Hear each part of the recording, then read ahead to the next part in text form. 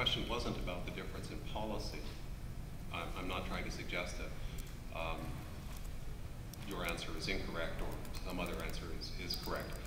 Rather, the council in San Juan made a statement about the nature of contention between two strings, one of which is community-based, one of which is not. Staff has arrived at a different policy, and I'm sure it's a better one, or perhaps it isn't, but that's not the point. My question is, how does the council inform staff that it actually prefers that it's dispositive and not, as you say, something they may elect to exercise? And that's what I meant by that. How do we do that, or how will we go about doing that, is indeed a discussion that is scheduled for Wednesday. It's trying to figure out what actions we need to take. Thank you very much.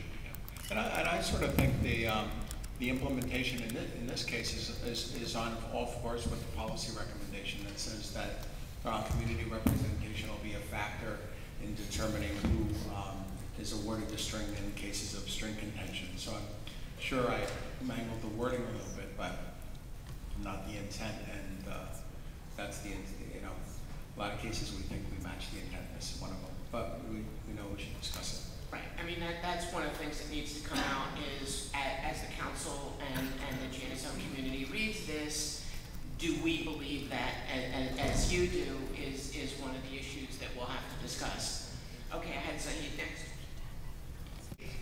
Open applications and community-based applications. So this, I believe, is an unfortunate kind of a misnomer. A community is not defined by being closed. The closed, by locking others out, I do not create a community. And I think many communities who want to go for a new TLDs would consider themselves to be open. And they would not have policies that would say this person is in and this person is out as a registrant. They would have policies as to what the domain should be used for. That's Use is the determinant factor, not who is in and who is out. Now, if you look at the word, it comes later in the evaluation criteria, and I think really there it was misunderstood because people are getting points for locking out. And that should be corrected. First in the group and in the conclusion of each package. Thank you. Paul.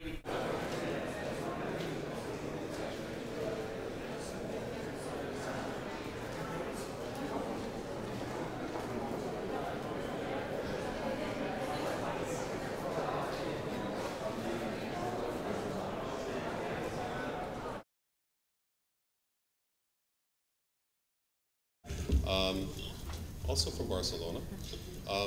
And then finally, Nick Wood and Bart Laban from Laga in Brussels, panels.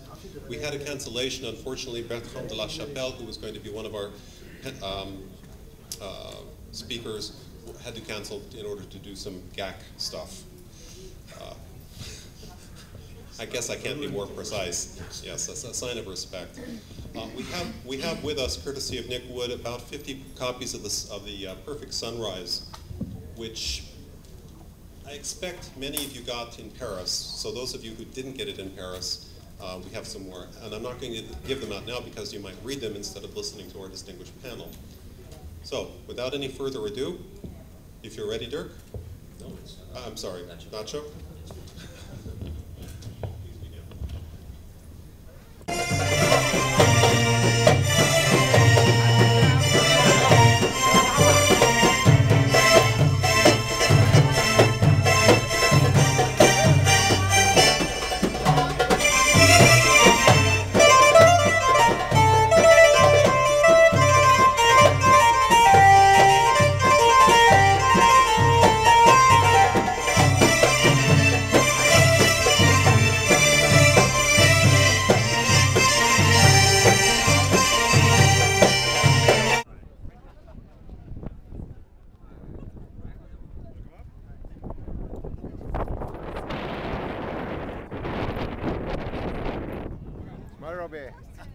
Come on.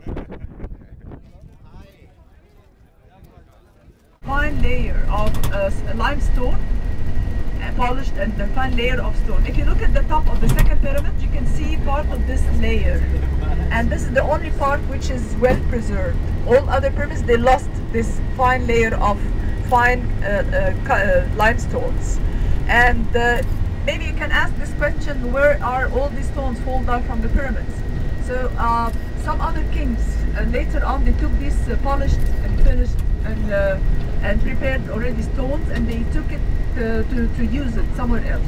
So that was easier, and that was more, and that was quicker too. And that's why some of these stones, they are disappeared. We couldn't find it. And we discovered even some of these stones, even at the citadel of Saladin from the 12th century. Inside the pyramid, the main part was the burial chamber in which we discovered the sarcophagus. And inside the sarcophagus,